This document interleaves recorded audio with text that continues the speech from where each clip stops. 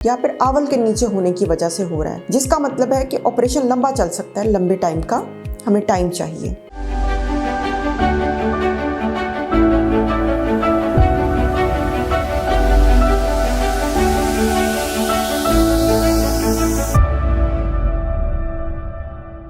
अस्सलाम वालेकुम, मेरा नाम डॉक्टर तंजीला रहमान है और मैं कंसल्टेंट ऑब्स्टेट्रिशियन एंड गायनेकोलॉजिस्ट हूँ। बहुत अहम सवाल है और बहुत फ्रीक्वेंटली मुझसे पूछा जाता है और मैं इसके बारे में डिटेल इन्फॉर्मेशन अपने पेशेंट्स को देती हूँ। वो माएँ जो कि सिजेरियन सेक्शन से बच्चा पैदा करने वाली हैं, उनको बहुत कंसर्न होता है कि हम मुकम्मल बेहोशी में बच्चा पैदा करना चाहते हैं, ये उनकी ख्वाहिश होती है या डिज़ायर होती है या फिर वो डरी हुई होती हैं और वो स्पाइनल एनेस्थीसिया या रीजनल एनेस्थीसिया के बारे में उनके जहन में बहुत खौफ होते हैं। तो मैं आज आपको डिटेल में बताऊंगी कि क्या अच्छा है और वाकई और किसके बारे में रिजर्वेशंस आपकी होनी चाहिए। होपफुली वीडियो मेरी पूरी देखिएगा। जो टू बी मदर्स हैं जिनका सिजेरियन सेक्शन प्लान्ड है या सिजेरियन सेक्शन से बच्चा होना है, तो इंशाल्लाह by the end of the video आपको पॉइंट ऑफ व्यू थोड़ा क्लियर हो जाएगा, आपको डिसीजन मेकिंग में हेल्प मिलेगी। तो सबसे पहले उस चीज़ के बारे में बात करते हैं जो कि पेशेंट्स अच्छा समझते हैं। अच्छा सब कुछ है, जो पेशेंट के ख्याल में अच्छा है वो है बेहोशी, मुकम्मल बेहोशी, जिसे हम डॉक्टर्स कहते हैं जनरल एनेस्थीसिया। जनरल एनेस्थीसिया में बेसिकली पेशेंट जो होता है वो वेंटिलेटर के ऊपर शिफ्ट किया जाता है। मुकम्मल बेहोशी हम उसे कहते हैं। जनरल एनेस्थीसिया में बेसिकली पेशेंट जो होता है उसको वाकई मुकम्मल बेहोशी दी जाती है और वो पेशेंट एंडोट्रेकियल ट्यूब डाल के, एंडोट्रेकियल से मेरी मुराद ये है कि सांस की नाली में एक आर्टिफिशियल ट्यूब डाली जाती है और पेशेंट को वेंटिलेटर के ऊपर शिफ्ट किया जाता है और वो आर्टिफिशियल रेस्पिरेशन के ऊपर चला जाता है सांस पे। ठीक है, इसमें पेशेंट को जो रिक्वायरमेंट्स होती हैं वो ये होता है कि उसको 8 से 10 घंटे फास्ट में आना होता है या भूखा रहकर आना होता है, इतनी चाहिए होती है। क्योंकि जब जनरल एनेस्थीसिया से हम पेशेंट को आउट करते हैं तो उस वक्त जब ये नाली एंडोट्रेकियल ट्यूब निकाली जाती है तो खुराक की नाली से खुराक निकलकर सांस की नाली में चली जाती है, जिसे हम कहते हैं एस्पिरेट कर जाना। उसमें पेशेंट, ये लाइफ थ्रेटनिंग कॉम्प्लिकेशन है, इसमें बहुत सीरियस प्रॉब्लम्स हो जाते हैं। ठीक है, फिर उसके बाद पेशेंट को जैसे ही वेंटिलेटर से आउट कर दिया जाता है तो उसको अपनी स्टिचेस और सब में पेन होना इमीडिएटली स्टार्ट हो जाती है। हैवी डोजेज ऑफ हमें एनाल्जेसिया या फिर पेन किलर्स के देने पड़ते हैं। फिर क्या नुकसान है इसका कि जो आप फ़ौरन पानी पीना या नरम ग़िज़ा खाना वो फ़ौरन नहीं शुरू कर सकते, कम से कम 12 घंटे का वक्फा चाहिए होता है। फिर आ जाता है कि दवाइयाँ जो मिलती हैं, जो सबसे ज़्यादा कंसर्न्ड है हमारे पॉइंट ऑफ व्यू से, जो हम पेशेंट की सेफ्टी जब कंसिडर करते हैं, सेफ्टी हमारे पास दोनों की होना बहुत ज़रूरी होती है, माँ की भी और बच्चे की भी। तो जो हैवी दवाइयाँ या पैरालिटिक एजेंट्स और सडेशन जनरल एनेस्थीसिया में या मुकम्मल बेहोशी में माँ को दी जाती हैं, वो प्लेसेंटल बैरियर क्रॉस कर कर बच्चे तक भी चले जाती हैं। तो समटाइम्स जो बच्चा होता है जब वो पैदा होता है तो वो फ़ौरन क्राई नहीं कर पाता, रोता नहीं है और उसको थोड़ा सा सपोर्ट करना पड़ जाता है। बाज़ औक़ात बच्चा थोड़ी देर के लिए नर्सरी में भी शिफ्ट करना पड़ सकता है ऑब्जर्वेशन के लिए। सो जनरल एनेस्थीसिया के बारे में एक और आपको बात बताऊं कि अब ये प्रेफर्ड मेथड नहीं रहा। जब वो खातून जिसको हाई ब्लड प्रेशर है या थोड़ा बहुत पोटेंशियल है हाई ब्लड प्रेशर हो जाने का, उनको जनरल एनेस्थीसिया दिया जाता है तो उनका हाई ब्लड प्रेशर एकदम शूट अप कर जाता है, तो वो ख़तरनाक सिचुएशन होती है। हाई ब्लड प्रेशर वाली औरतों में इसलिए प्रेफर्ड नहीं है। सिर्फ एक जगह पर प्रेफर्ड है जहाँ पर जो मदर है, जो माँ है, उसको हार्ट प्रॉब्लम है, क्योंकि स्पाइनल एनेस्थीसिया में जो हार्ट की स्टेबिलिटी है उसके ऊपर कंट्रोल इतना एनेस्थेटिस्ट का, ये बेहोशी वाले डॉक्टर का नहीं होता। ठीक है, क्योंकि ब्लड प्रेशर फ्लक्चुएट कर सकता है स्पाइनल एनेस्थीसिया में, लेकिन जनरल एनेस्थीसिया में स्टेबल रहता है। सो ये आइडियल कैंडिडेट है कि इनका जनरल में हो। या फिर आपका सिजेरियन सेक्शन प्लेसेंटा प्रीविया या फिर आवल के नीचे होने की वजह से हो रहा है, जिसका मतलब है कि ऑपरेशन लंबा चल सकता है, लंबे टाइम का हमें टाइम चाहिए। या फिर कॉम्प्लिकेटेड प्रेगनेंसी थी आपकी तो उसमें जनरल एनेस्थीसिया है।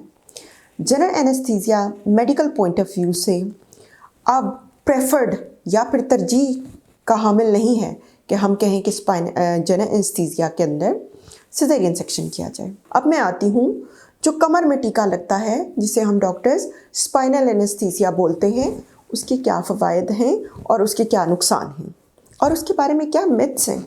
जो स्पाइनल एनेस्थीसिया है वो मॉडर्न इरा में एक रेवोल्यूशन के तौर पे पेश हुआ, जिसमें पूरी बेहोशी के रिस्क से मां निकल आती है और रीजनल एनेस्थीसिया में चली जाती है। जितनी जगह पर ऑपरेशन करना है उतनी जगह को सुनकर ऑपरेशन कर लें। ये एक रेवोल्यूशन थी मेडिकल साइंस में। इसमें क्या होता है कि पेशेंट जागता रहता है थ्रू आउट सर्जरी, ठीक है। उसको सिर्फ टच की फीलिंग आ सकती है, पेन परसेप्शन नहीं रहती है, ठीक है। वो अपनी टांगों को हिला भी नहीं सकता। उसमें ये होता है कि ये लोग कहते हैं कि रीढ़ की हड्डी में ये टीका लगेगा। रीढ़ की हड्डी में ये टीका नहीं लगता। वर्टिब्रा या मोरे जो होते हैं हमारी बैक के, उनके दरमियान में स्पेस होती है। L4 और L5 के दरमियान में जो स्पेस है वहाँ पर हम स्पाइनल जो नीडल होती है, बहुत बारीक, बहुत फाइन नीडल होती है, उस नीडल से सिर्फ मेडिसिन उसके अंदर इंजेक्ट करते हैं, जिससे जो नसें लोअर बैली और टांगों को की होती हैं उनको सुन कर दिया जाता है और फिर उसके ऊपर सर्जरी की जाती है। इसमें पेशेंट को कम से कम 3-4 घंटे या 5 घंटे का फास्ट चाहिए होता है।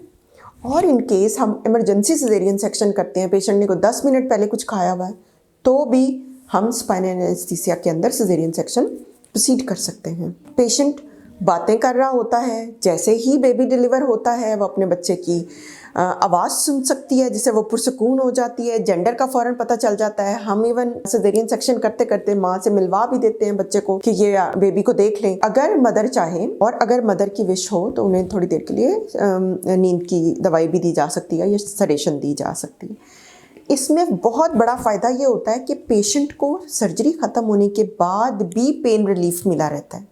जब तक स्पाइनल एनेस्थीसिया का अफेक्ट रहता है, ऑलमोस्ट जो मुकम्मल तौर पे फ्री हो जाता है पेशेंट, वो कम से कम 2 घंटे तो होते हैं, ठीक है। उसमें भी करते करते थोड़ा और टाइम भी गुजर जाता है। पेशेंट को इमीडिएटली पेन नहीं होती है, उतनी देर में उसको जो पोस्ट ऑपरेटिव दवाइयाँ लगनी होती हैं अपने पोस्ट ऑप केयर की, वो लग चुकी भी होती हैं। सो पेन की को परसीव करना या पेन होने के इंसिडेंट्स बहुत कम हो जाता है। पेशेंट को इवन हम 5 से 6 घंटे बाद ही कह देते हैं कि आप पानी पी लें, आप टांगे हिला सकते हैं। पेशेंट अवेक रहता है, उसको लगता ही नहीं है कि मेरी सर्जरी हुई है। वो जाग रहा है, वो हर चीज़ को देख रहा है। ख़ानदान के साथ भी फ़ौरन बात हो जाती है। जो जनरल एनेस्थीसिया की दवाइयाँ होती हैं उनमें सेडेशन स्ट्रॉन्ग होती है। पेशेंट जब सर्जरी से बाहर आता है तो बिल्कुल बेहोशी वाली हालत ही होती है, रिश्तेदारों से प्रॉपर बात भी नहीं हो पाती। और जनरल एनेस्थीसिया में जो दवाइयाँ इस्तेमाल होती हैं वो जिगर और आपकी किडनी है उसमें से एक्सक्रीट होती हैं, उनका ठीक होना भी बहुत ज़रूरी होता है। स्पाइनल एनेस्थीसिया के बारे में लोगों का ख्याल है कि जब ये एक दफ़ा लग जाता है तो उससे बैकएक हो जाती है मुस्तकिल। ये बिल्कुल एक बनी बनाई गड़ी गड़ाई बात है। बेसिकली प्रेगनेंसी के बाद ख़वातीन को जो बैकएक हो जाना है वो बहुत सारी मल्टीफैक्टोरियल, उसके बहुत सारे पॉइंट्स हैं जो मिल मिलाकर उसको ये चीज़ करते हैं। जो बैकएक है, एक तो वो पोस्चरल होती है कि प्रेगनेंसी में क्योंकि माँ के पेट में बच्चा होता है, वेट उठाया हुआ होता है माँ ने, जो बैक के मसल्स हैं वो अकड़े रहते हैं। वो डिलीवर होने के बाद कोई एक्सरसाइज या कोई रिलैक्सिंग कुछ भी नहीं करती हैं, ठीक है। कैल्शियम की कमी की वजह से ये हो सकता है। फिर ब्रेस्ट फीडिंग में पोस्चर चेंज होने की वजह से बैकएक हो सकती है। और अगर बैकएक इन वजूहात की वजह से भी आपको हो रही है, आप थोड़ी सी फिजियोथेरेपी, थोड़ी मसल रिलैक्सिंग एक्सरसाइजेज करेंगे तो यू विल बी बेटर। सिर्फ एक नीडल लगने से आपकी रीढ़ की हड्डी में कोई मुस्तकिल बीमारी नहीं बन सकती है, ठीक है। फिर आ जाता है कि इसकी क्या कॉम्प्लिकेशंस हो सकती हैं। फ़ायदे तो मैंने आपको काफ़ी गिनवा दिए हैं इसकी क्या कॉम्प्लिकेशन हो सकती हैं। एक तो इन एक्सपर्ट हैंड्स स्पाइनल एनेस्थीसिया की कॉम्प्लिकेशन काफ़ी कम है, लेकिन जो इमीडिएटली देखने में आई हैं उसमें थोड़ा सा ब्लड प्रेशर कम हो जाता है, जिसको कॉम्बैट करने के लिए डॉक्टर्स ऑलरेडी ड्रिप लगाकर ही कमर में इंजेक्शन लगाते हैं।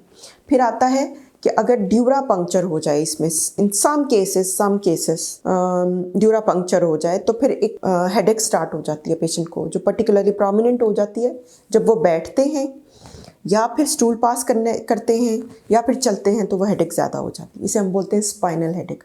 स्पाइनल हेडेक भी विदिन 48 आवर्स या 72 आवर्स, जो कि 2 से 3 दिन बनते हैं, उसमें ख़त्म हो जाती है। वो भी लंबी कोई कॉम्प्लिकेशन नहीं आपके लिए छोड़ती, ठीक है। उसके अलावा स्पाइनल एनेस्थीसिया का एज सच कोई डॉक्यूमेंटेड साइड इफ़ेक्ट नहीं है। स्पाइनल एनेस्थीसिया सेफ है for both mother and the baby. Baby के ऊपर इसका कोई इफ़ेक्ट नहीं है।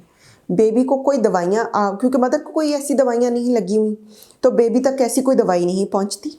बेबी हेल्दी रहता है और फ़ौरन से क्राई कर जाता है, जिससे माँ और जो गायनेकोलॉजिस्ट है वो भी सेटिस्फाइड रहती है। जो पीडियाट्रिशियन आया हुआ है उसकी भी जान में जान आ जाती है, क्योंकि बच्चा फ़ौरन क्राई कर जाए तो 100% होता है कि बच्चा तो बिल्कुल ठीक है, ठीक है।